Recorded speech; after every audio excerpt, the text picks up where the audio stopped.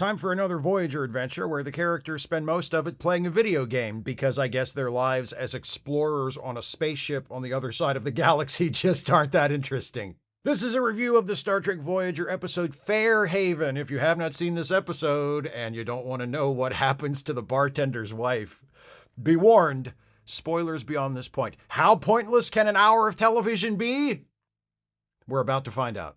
Welcome to Fairhaven, a charming 19th century Irish village created on the holodeck by Tom Paris, one of the senior officers aboard the ship, who also apparently has nothing but time on his hands to do this bullshit. Tom runs into this guy, Seamus, and Seamus is like, "Oh, Tommy, me boy, me wife, you know, a better woman never walked the face of the earth, but we've hit a wee rough patch, and if you could see fit to let me hold a shilling or two until she lets me back in the door, I'd be in your everlasting debt." For Christ's sake, could this guy be any more of a caricature? Stereotyping the Irish like that? Just collecting a bunch of lazy Irish tropes and calling that a character? What kind of a hack writer would do that? Unbelievable. Anyway, Tom meets up with Harry and they head over to the local pub, and on the way they run into the doctor, who is apparently playing the role of the village priest. After the opening credits, Janeway walks into the pub and sets eyes on this handsome chunk of mutton behind the bar, the proprietor of the establishment, one Michael Sullivan. They exchange small talk while Janeway watches Harry arm wrestle a local brute, and when the arm wrestling contest is over, Janeway walks up and says, "Hey, we have some Star Trek shit to do. There's a neutronic wave front approaching." All the real people leave, and on the way out, Janeway takes one last longing look at Mr. Michael Sullivan. There's a meeting in astrometrics where they talk about that approaching wave front. Apparently it's going to be a pretty big deal, and there's nothing they can do to avoid it. Their best bet is to just stay right here for a few days and wait for it to pass. Janeway is working late in the mess hall when Neelix approaches and says, "May I join you?" Janeway's like, "Sure, I'm sleep deprived and making poor decisions. Sit down, Neelix." Since the ship can't go anywhere until this wavefront thing passes, Neelix suggests leaving the Fairhaven program running in the holodeck all the time so that the crew can visit it whenever they need to relax, because everybody loves Fairhaven so much! Janeway agrees, and then she heads to Fairhaven herself. It's late, and the only one at Sullivan's pub is Sullivan himself. He offers Janeway a cup of tea, and they bond over Sullivan being Irish and Janeway having an Irish grandmother. The two of them stay up all night together, playing rings, which is a bar game that's a lot like darts, only instead of darts, it's, rings.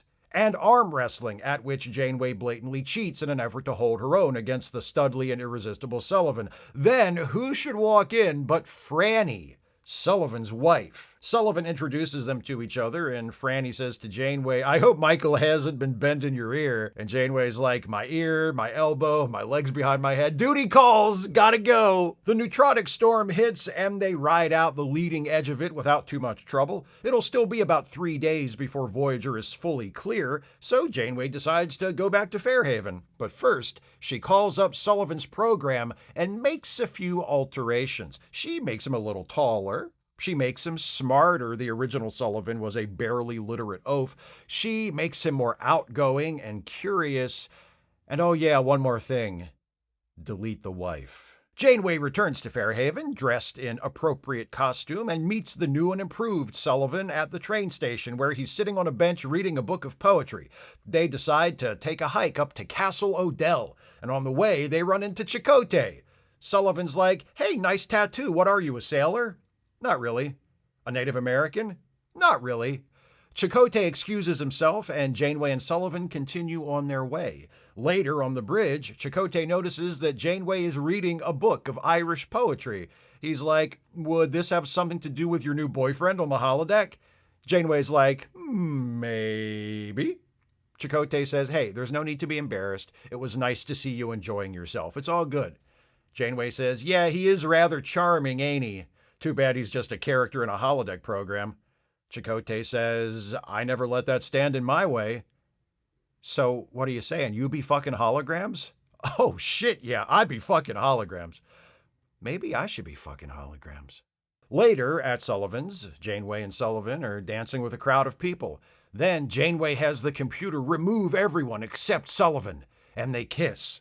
We come back after a commercial break, and Janeway is in her quarters, and she gets rid of her books of Irish poetry, recycling them in the replicator. Neelix shows up and invites her to a thing in Fairhaven, but Janeway declines. Well, damn, I guess things didn't go too well after the kiss, huh? Tom and the Doctor are at Sullivan's, and they notice Sullivan sitting alone at a table getting drunk. Tom's like, that's weird. He's the only character in town I didn't program to be a sloppy, pants-pissing drunk. They go over and ask what's the matter. He's heartbroken.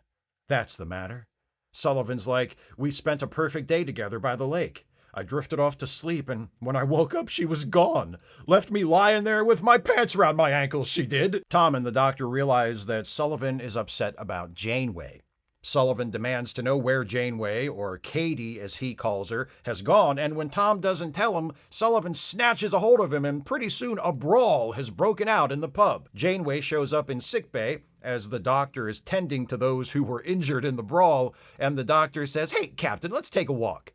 He tells her that the fight started because Michael Sullivan was upset that she hasn't been back to see him since their day at the lake. The Doctor says, "I noticed you've made a few alterations to Sullivan's program recently." Janeway says, "Just some minor improvements." The Doctor's like, "Improvements to make him more appealing to you?" And Janeway's like, "Well, who else am I supposed to fuck on this ship? You? Paris? Been there, done that, buddy. I ain't trying to have more kids. Who else? Harry? Oh, fuck, don't tell me you're one of those sad-ass Chakotay shippers." "I don't see the problem," says the Doctor. And Janeway says, "Don't you? Michael Sullivan is exactly my type. Attractive, intelligent, and sharing my interests. Holy shit, that's my type too!" But, Janeway goes on, if there's ever anything about him I don't like, I can simply change it. The Doctor says, don't humans usually try to change things they don't like about the people they fall in love with? What's the difference? And Janeway says, the difference is, in this case, it works. That's a good line. I gotta give it up for that one. Janeway says that she left Michael and didn't return to Fairhaven because she realized everything was a simulation, including him. The Doctor says, look, you're the captain. You have to set yourself apart from the rest of the crew. Since we're all stuck on this ship together, that limits your romantic options. A hologram might be your best bet. And look, if you're worried about him not being real, he's as real as I am. I thought you were an independent, sentient being. I just meant, what's the difference whether someone is a hologram or flesh and blood, that's all. So you're not saying you're just like any other holodeck program? Because if you're saying you are, I'd love to make a few changes to your program without your consent. Again. The Doctor tells her that love is about embracing the unexpected, cherishing the differences as well as the similarities, and it always involves some risk. Risk that the other person won't feel the same way that you do. Janeway's like, I've never been afraid of risks. And the Doctor's like, then get back in there and fuck that hologram again. The trailing edge of the neutronic storm has reached Voyager, and the ride is even rougher than it was when the leading edge hit. Shields are about to fail, the hull is buckling, and the crew can barely spout technobabble fast enough to keep ahead of it. Chakotay suggests aiming a deflector beam into the wavefront and cutting a path to allow it to pass the ship more easily. But to do that, Harry will have to draw power from every available system, including the holodeck, which could damage Fairhaven. Harry actually mentions this. In the middle of the crisis, he brings this up at a moment when the existence of the ship and everyone aboard it hangs in the balance. He says the words, Captain, there's not enough time to go through the hologrid shutdown sequence. We'd lose most of Fairhaven, as though that should mean a fucking thing in this circumstance. Janeway's like, what the fuck's wrong with you? Do it. And secretly, she's like, I hope this means my AI boyfriend dies so I don't have to break up with him. The storm passes. Fairhaven is damaged, but Tom and Harry think they can salvage some of it. Tom goes to see Janeway in her office and says, so, are there any elements of Fairhaven you'd like us to make a particular effort to save? Cut to Janeway calling up the Michael Sullivan program. She says, hey, okay, dude, so here's the deal. I'm leaving Fairhaven. Sullivan's like, is it another man? Janeway says, no. Sullivan's like, is it that your friends don't approve of me? Janeway's like, oh, Jesus, you think I care what they think? About anything? That's really funny. Holy shit. Sullivan says, well, before you go, I just want to tell you, Katie, I love you. Janeway's like, thanks, person who isn't a person. She promises to maybe stop by in several weeks after Tom and Harry are done repairing Fairhaven, and then she saves and ends the Sullivan program. As she's about to walk out, she stops and says, computer, one last thing. And the computer's like, what? And Janeway says, deny me any future access to Michael Sullivan's behavioral subroutines, which is the jargony Voyager way of saying, don't let me change his program to suit my tastes anymore. Shouldn't she tell the computer to do that for the Doctor, too? She has a history. Anyway, that's the end. So there's this recurring phenomenon on Star Trek Voyager. I've talked about it before. It's what happened when the creators of Voyager got tired of making Voyager and wanted to make something else. That's why we get episodes like Fairhaven. And, in a way, I give the writers of the show credit. They want to take a break from making Voyager, so they use an established element of the show, the holodeck, to facilitate that break.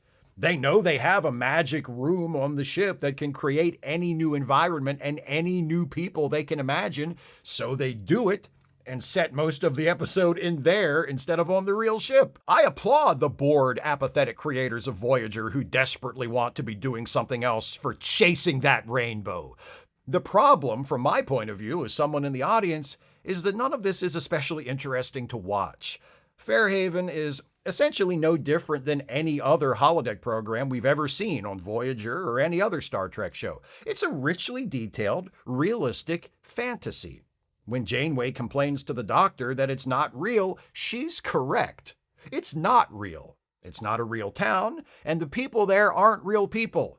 They're computer programs, behaving as they've been programmed to behave. I'm sure it can be an engrossing experience if you're actually there in the program, but watching the Voyager crew hang out in Fairhaven is a lot like watching someone else play a video game. That's unfortunate because the episode is more or less just watching other people play a video game. There is a crisis going on outside the ship, but the story makes no effort to get us to care about it in any sense beyond providing it as the token justification for why everyone is spending so much time on the holodeck. The neutronic wavefront isn't a dilemma or a problem to be solved, it's just a thing that happens.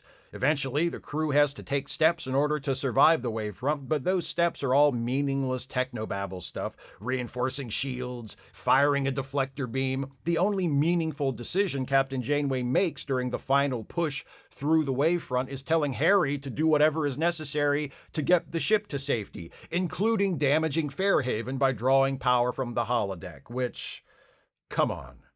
Oh no, she had to give the order to corrupt the file of the crew's current favorite video game in order to save everyone's lives.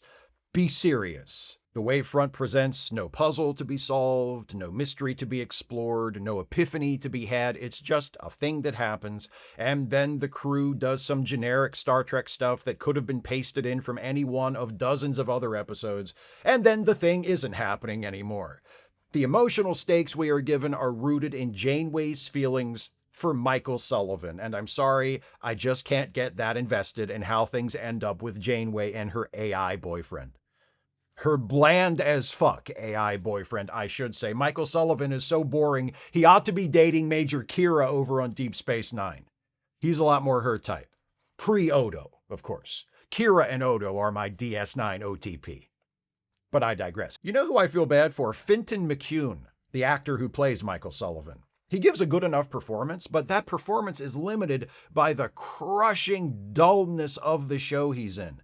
There are flashes throughout the episode, moments where it seems like Sullivan is going to do something interesting, something unexpected, but it never happens because that's just not the character. But it looks like McCune wants it to happen, like he's trying to will it to happen. He wants this guy he's playing to be what Janeway tells the computer to make him when she is altering his program. Provocative, challenging. McCune creates an impression of Sullivan as a deeply boring and unadventurous man who has a Byronic hero inside him, desperate to get out. Brooding, unpredictable, dangerous, and sadly never to be seen. apart from a momentary hint of possibility in the way he delivers a line here and there. God damn it, I wish watching the character was a tenth as interesting as watching the actor playing him. I know I say this a lot in my reviews of Voyager episodes, but it's also true of a lot of Voyager episodes. There's potential here for something good.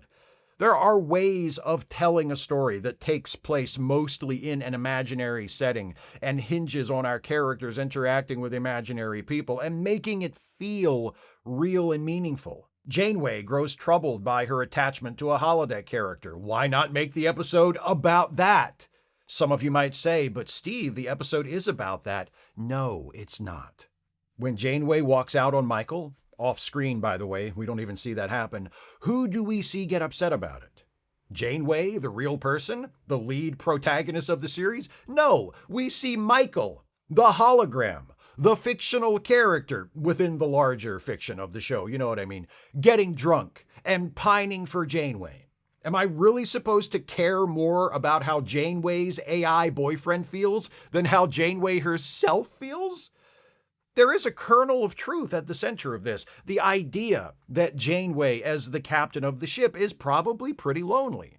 It's understandable that someone in her situation would welcome a romance with a holodeck character. It's understandable that she would find herself getting too wrapped up in it, that she would begin to think of Michael Sullivan as a real person and lose track of where reality ends and her fantasy life begins. That feels like a natural story and maybe even a way to show us some interesting things about Janeway. Does her relationship with Michael affect her real life? Does she become distracted in the real world in ways that compromise her performance as the captain of the ship? Does she neglect her relationships with the real people aboard Voyager in favor of spending time with Michael, her perfectly customized and infinitely adaptable imaginary love interest? The episode seems utterly disinterested in any of those questions. Or how about this? One of the things that comes to really trouble Janeway is how accustomed she becomes to just changing things about Michael's program that she doesn't like. Hey, maybe that could be the basis of, a character arc. Janeway gets used to controlling and tweaking everything about Michael, and without her realizing it, that behavior spills over into her real life. Maybe she gets testy with Neelix after he doesn't cook her food precisely the way she asked him to, or she starts micromanaging the other members of the crew in ways she never did before, or something. Nope. For as much as this episode seems to want us to care about Janeway and Michael, it does almost nothing to give us a reason to care. All that being said, there are some moments here and there that I like. The interaction between Janeway and Chakotay on the bridge after Chakotay sees Janeway and Michael together on the holodeck is just wonderful. One of my favorite interactions between those two characters in the entire series. For an all too brief interval, they seem like real people. Friends who have a warm, comfortable rapport, who kid each other and trust each other and want the best for each other. It's another one of those moments on Voyager where I ask myself, why can't the rest of the show be like this? I also like Janeway's night spent at the pub with Michael, where they play that ring toss game and arm wrestle. I like how Janeway confidently declares, "I rarely lose," and then we see her losing badly at rings and cheating to hold her own in the arm wrestling match. And she comes across as charming and human. And again, I ask myself, why do we so rarely see her interacting with the supposedly real people on the show like this? Or why can't the creators of the show be more aware that we rarely see Janeway interacting with people like this and do something with that? And of course, there is the most celebrated scene in the episode where Janeway calls up Michael's program and begins adjusting him to her liking. I am not kidding. I am not exaggerating even a little bit when I tell you that Delete the Wife is perhaps my favorite Janeway moment ever. It is, in a way, the quintessential Janeway moment. The moment that shows us who she is. Throughout the series, Janeway, like pretty much everyone else on the show, is written very inconsistently. One of the few mostly consistent threads of her character is that she is someone who imposes her will on situations and on other people. She has an authoritarian, dictatorial side to her personality. She decides things ought to be a certain way, and she makes them that way, and she doesn't give a fuck if you like it or not. There are many examples of this across the 7 seasons of Voyager. Unilaterally deciding to keep the ship in the Delta Quadrant at the end of the pilot, separating Tuvix back into Tuvok and Neelix, altering the Doctor's memory without his consent in latent image, taking it upon herself to erase 25 years of history because she doesn't think Voyager made it home fast enough in the series finale. Not saying it's good, not saying it's bad. It's simply a part of who Janeway is. Delete the Wife is another example of it. And I think the reason I love it so much is that it is so low stakes, but Kate Mulgrew plays it like it's a really decisive moment. Nothing is happening here except someone fudging the characteristics of a video game character. But she says delete the wife like that shit means something. If you or I were adjusting a character in this way, we'd probably be more nonchalant about it. We'd say, delete the wife. Not Janeway. Not Kate Mulgrew. She gets that stone cold look on her face and goes, delete the wife. Like she's ordering Tuvok to execute the crewman she caught stealing her coffee. It's the most outstanding highlight of an episode that doesn't have many. Fairhaven was written by Robin Berger and directed by Alan Croker. Berger is a veteran TV writer and producer who wrote 2 other episodes of Voyager, Memorial and Live Fast and Prosper, and also wrote the Star Trek The Next Generation episode The Hunted, and worked as a writer-producer on a couple of my other favorite shows, MacGyver and Quantum Leap. There's plenty of work on her resume she can be proud of. Plenty of other work. Croker directed a bunch of Star Trek from the mid-1990s to the early 2000s, not only Voyager, but also Deep Space Nine and Enterprise. Among the other Voyager episodes he directed was Bride of Chaotica, a way better holodeck episode than this one. Whenever I say something like the creators of Voyager obviously wanted to be making another show, some of you Voyager superfans get cross with me, so let me just say that, of course, I don't know if that was the case or not. I don't know what was in the hearts and minds of the people who made Voyager. I don't know if they were really bored with their show and consciously looking for excuses to do other stuff just to keep themselves entertained. I don't know any of that. All I know is what I see on the screen. And what I see on the screen seems to me like the work of bored, disengaged artists. Doesn't mean they weren't talented. The occasional good or even great episodes that dot the latter years of Voyager's run demonstrate that there were some very talented people working on it. I don't blame them for getting bored with it.